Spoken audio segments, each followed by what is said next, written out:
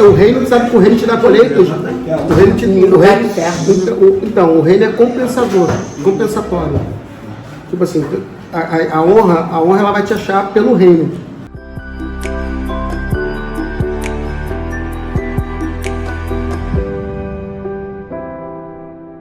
Por exemplo, Elias encontrou a honra em Sarepta. Pela lógica, para muita gente, a honra deveria ser encontrada em Israel. Só que ele não encontra em Israel, ele encontra... É engraçado, né?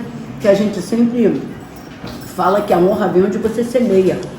Você vai colher. Só que ali não é uma questão de colheita e semeadura. Ali é uma questão de Deus honrar sem você ter feito nada. Então, a ideia de que você vai colher onde você semeia, a verdade, eu até acredito que você vai colher onde você semeia, só que tem um detalhe. Eu não colho em pessoas, eu colho no reino, porque eu semeei no reino. Então pessoas não do reino, depende do lugar. Pessoas do reino estão dentro daquela ideia de... Não importa onde você vai colher, o importante é que você semeie. E toda vez que você colher vai ser no reino.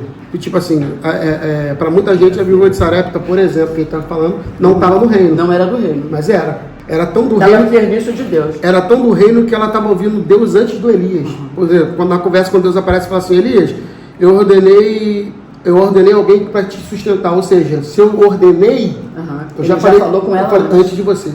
Elias é o principal profeta de Israel, mas está ouvindo Deus depois da viúva. Meu Deus do céu. É o reino. É o reino. E hoje você aqui na nossa igreja trazendo essa palavra sobre quem é o Pai para nós. Pastor Maxwell, como as pessoas hoje estão criando o evangelho a partir das suas imaginações. Sim, e é pecado. Eu sempre ouvi a palavra dizer que a pregação da palavra não tem interpretação particular. E hoje cada um interpreta do jeito que quer. Sim. Então não é reino, é pecado. E eu estaria errada se eu dissesse que por causa de muitas pregações, muita gente ainda não conhece Jesus e por conta disso nem para o céu vai? Então, é uma estratégia do mal. É que em algum momento a gente cochilou e alguém veio e implantou um falso ensino e agora a gente tem que conviver. Ou tentar desconstruir. Né? Então, a ideia do falso ensino, a gente tem que dar saúde para o trigo, mas convivendo com o joio, porque ele parece a mesma coisa. Por exemplo, o cara tá lá, tem Bíblia na mão, tem o nome de Jesus na boca. Por exemplo, uma das coisas que eu ouvi de uma irmã que foi de 15 anos de uma igreja e frequenta pertence a nossa há 2 anos, eu tentei conversar com ela depois de 2 anos, falei para ela assim, poxa, ela falou para mim assim, pastor, eu conheço Jesus agora. Eu fiquei um caixa estranho, porque eu falei, como assim você está falando para mim que você conhece Jesus agora? Eu conheço a tua história de fé. Você, antes de ser da nossa igreja é uma igreja nova, você já foi de igreja há 15 anos. Ela disse, não, pastor, eu conheço Jesus agora e vou explicar para o senhor por quê. A gente tem uma agenda de pregar Cristo, porque a igreja é Cristo. Ela diz assim, porque até chegar aqui eu conhecia as 5 pedras que derrubou Golias. Meu Deus. Eu conhecia Jacó, eu conhecia Abraão, eu conhecia Isaac, mas Jesus eu nunca conheci. Aí o que eu preguei hoje aqui sobre a tragédia de uma vida acreditando no pai errado, é porque dá para estar na igreja, dá para estar dentro de uma igreja evangélica, mas em vez de conhecer quem Cristo é, imaginar quem ele seja. E aí, para mim, esse é o pecado. Porque se o pecado, se Deus lá atrás vira para o povo hebreu e diz, olha, eu proíbo vocês de imaginar, de criar um Deus a partir da sua imaginação. Eu não quero imagem, que vocês criem um Deus a partir da imaginação de vocês. Ali, a princípio, era até o menos pior, se é que isso vai caber de algum jeito. Porque o cara pegava uma imagem, estava ali produzida num barro, num bronze, alguma coisa do tipo, e beleza, estou liberto, quebro ela e vida que sigo. O problema é que no nosso tempo, talvez o cara não tenha um ídolo de ouro, não tenha um ídolo de barro, não tenha um ídolo de prata, mas ele tem um Deus na imaginação dele, produzido por teologia própria. Você estava falando sobre essa questão do cara ficar imaginando, aí esses dias a gente estava tendo uma aula na pós, aí teve uma aula de teologia própria. Aí uma teologia própria... Eu não entendi isso. Teologia própria é o indivíduo que cria. Teologia própria é a tua ideia pessoal do texto. E aí, por isso, própria. O que você acha próprio do texto? Maxwell, pode sair coisa boa, mas pode ser absurdo. Mas, pastor Maxwell, hoje em dia... a gente caminha em cima disso. Demais. Se eu disser 80%, eu não estou exagerando. Porque você ouve pessoas dando interpretações para a Bíblia a seu bel prazer. Sim. E aquele que está sentado ali não vai conhecer Jesus nunca, porque ele está só na imaginação de cada um. surfando na imaginação daquele pregador. Então aqui na igreja a gente está tomando muito cuidado com as pessoas que a gente traz aqui. Sim. Não é qualquer pessoa, não é porque a gente seja melhor, porque a gente não quer que ninguém se perca. Entende? Toda vez que você traz alguém para pregar na sua igreja, o indivíduo traz uma interpretação fabulosa, aí depois a gente vê os próprios membros da igreja dizendo assim, ó, gente, eu nunca vi uma coisa dessa. Então eles ficam várias vezes na vida, mas nunca vi na Bíblia. Eles ficam maravilhados com a coisa que não existe. Sim. Então aquilo que você falou foi muito forte, né? Sim. Então a gente precisa tomar muito cuidado. É claro que o altar somos nós, mas a gente chama aquele palco ali de altar. Sim. Está contaminado, não está? O que acontece assim, eu estava falando contigo, na aula de teologia própria, o camarada citou, o que vocês acham sobre o diabo? Aí nessa brincadeira vem as pérolas. Aí um cara diz, não, eu acho que o diabo é alguém que trabalha muito bem para Deus, é um servo de Deus. Até aí, citando dos pais da igreja e tal, algum pensamento mais antigo, ele diz que é um servo de Deus, o cara que trabalha para Deus, mas aí alguém catucou o cara e disse, então o que você acha? Você acha que o diabo não é diabo? Ele disse, as pessoas têm uma ideia errada do diabo. Aí brincando, alguém disse para ele assim, pô, você está assistindo muito Lúcifer da Netflix. Ele disse, o que você tem contra? Eu gosto mesmo. Então a ideia que esse cara criou, de que Lúcifer não é tão mal assim, e que a gente entende Lúcifer de uma forma errada, é a partir de uma série que o cara assistiu, e a ideia teológica que ele tem não está na Bíblia, está na imaginação dele. E muita gente conhece a Bíblia através das novelas da Record. Eu já vi gente pregando a novela e não a Bíblia. A gente está de verdade envenenado de muita ideia. O que eu penso do texto, cara, o que você pensa do texto, com todo respeito, não é tão importante como o que o texto já disse. Não tem. Por exemplo, uma vez eu estava numa aula de escola bíblica dominical, e aí uma das parábolas que Jesus explica, depois os discípulos perguntam para Jesus, a gente não entendeu, aí Jesus vai lá e explica, muitas que ele explica, era a parábola do semeador. Aí Jesus explica o que produz 30, o que produz 60, o que produz 100, o que cada um significa, o que está no meio das pedras, o que caiu no meio do caminho, e Jesus explica. Então, moral da história, está explicado. Aí me vem um cara e escreve uma aula de escola bíblica dominical e dá a interpretação dele do que ele acha da parábola. Como que eu vou interpretar uma coisa que Jesus já interpretou? O máximo que eu posso fazer pregando é ser honesto para dizer, cara, isso aqui, sabe isso aqui? É o que Cristo disse. Cristo disse que cair em pedregais é o camarada é isso aqui, o camarada que no meio das ervas daninhas, é o cara que o mundo vem e sufoca. Então já está ali, eu não tenho que inventar a interpretação, ela já está ali, então não inventa. Mas o problema todo é a ideia do novo, que pode ser falso.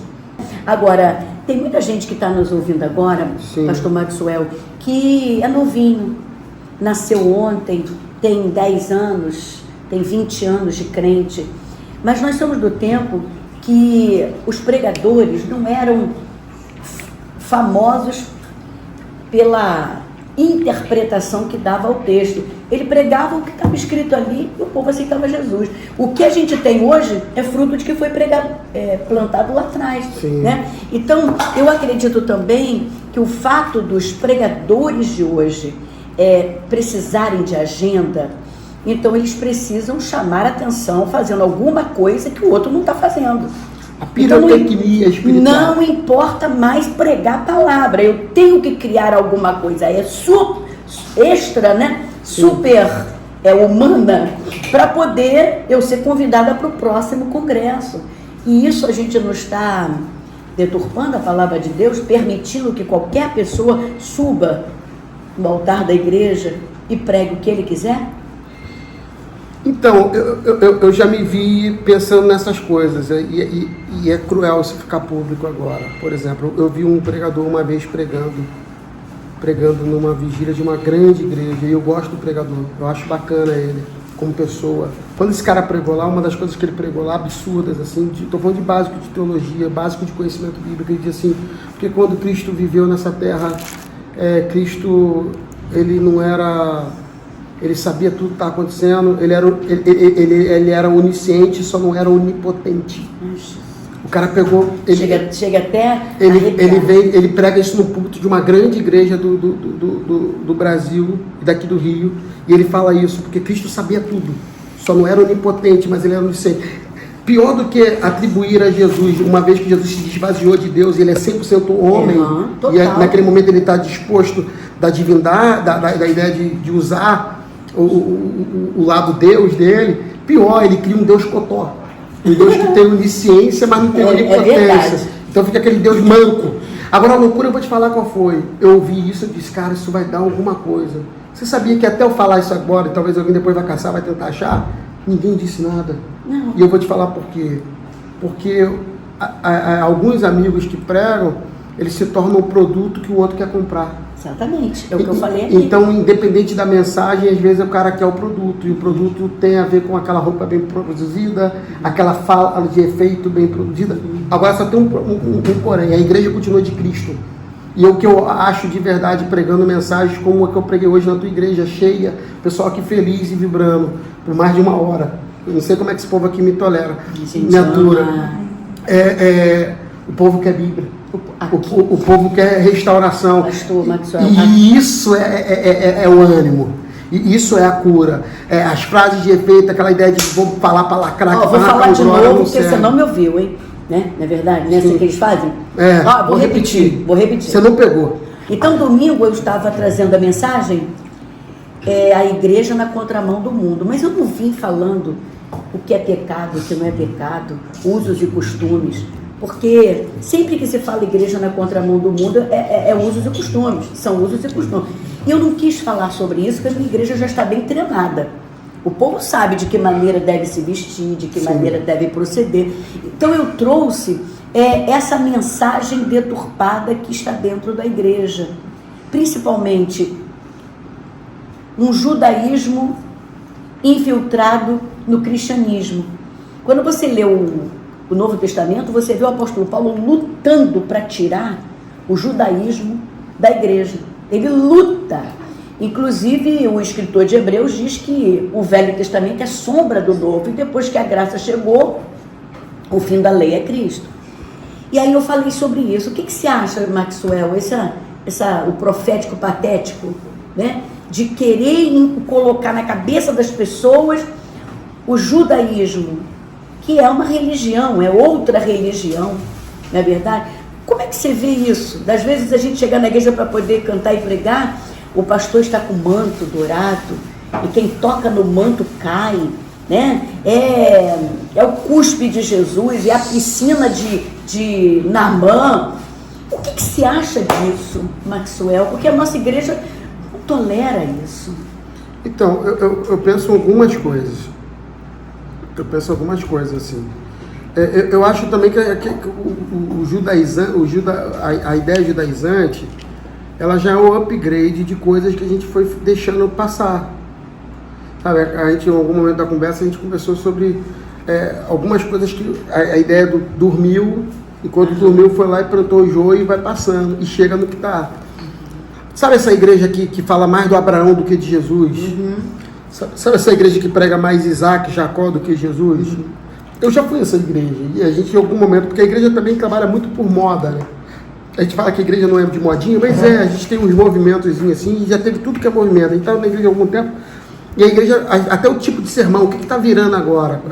Indo naquela ideia do produto que o cara tem que vender. Essa chega a me dar um arrepio. Então, o que está virando? O que está virando, o que está na onda, o que vai fazer ali? O cara... Quebrou tudo. E isso é ruim, porque isso vai aumentando a corrupção, vai aumentando as coisas piores possíveis. Tu pega lá atrás, você pega essa igreja que abandona o dono da igreja é Jesus. Se essa igreja conhece Jesus, esses movimentos não entram. Uhum.